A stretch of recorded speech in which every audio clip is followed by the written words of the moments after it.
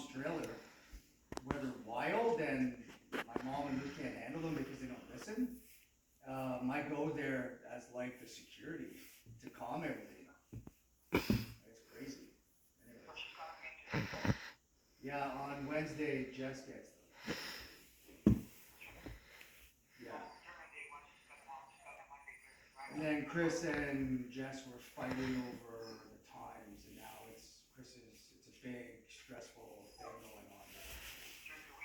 Well, because they're having a hard time, obviously, they're butting heads, since they have to communicate about a change in pickup times with the March break. It's causing them to have to interact over text, and it's not surprising that they're getting into no one's giving in. You know what I mean? Like they're trying to meet in the middle, but no one's meeting in the middle.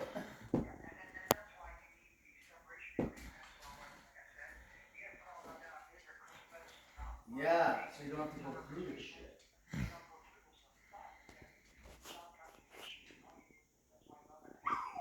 Yeah, because it's really affecting him, and then he's the kind of person he has to talk about it a lot, and so Katya's getting sick of him. And then like he's even saying like she's saying she's gonna leave me if I don't stop talking about it. And she's being serious. And she's fed up with hearing about his ex, but at the same time he's a guy that needs to get it out. And I can tell you that all the women that I've been close with, if I had to talk about something bothering me every day, they would certainly start me. But maybe he just talks about it too much and she just can't handle it.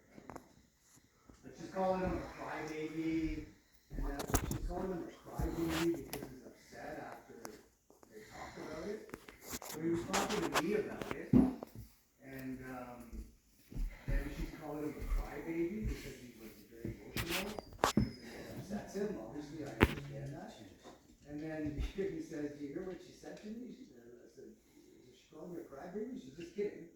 And he says, "No, she's being serious. She's from Russia. She's telling me to smarten up and be a man." Like, oh, that's a little old school. Yeah, I know, but not to her.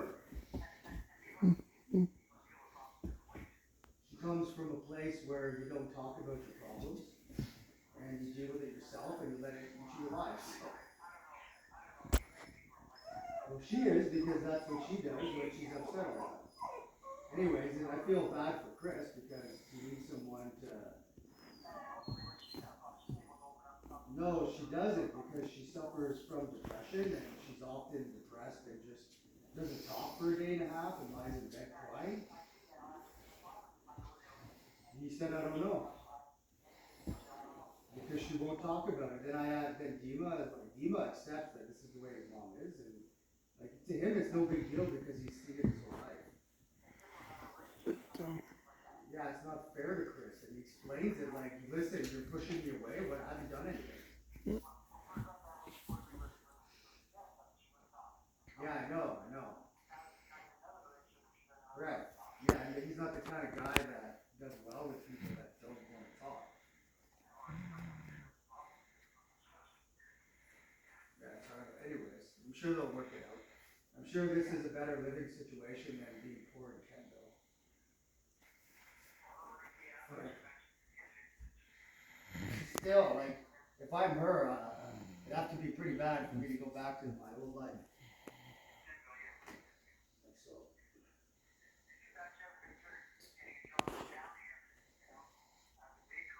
He doesn't want her doing that. Yeah. So he'd rather give her money. He doesn't think that he kept on talking her out of getting cleaning jobs when she lived in Kensville. And he wanted her to not work at the bakery anymore. And he didn't want that for his woman.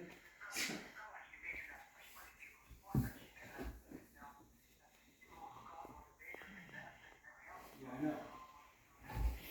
So he was just being the controlling man, saying, "I don't want that for my woman," and she was listening because. So, anyways, she works with him every day. Did you know that? Yeah, he pays her $25 an hour. Yeah, so That's what she does.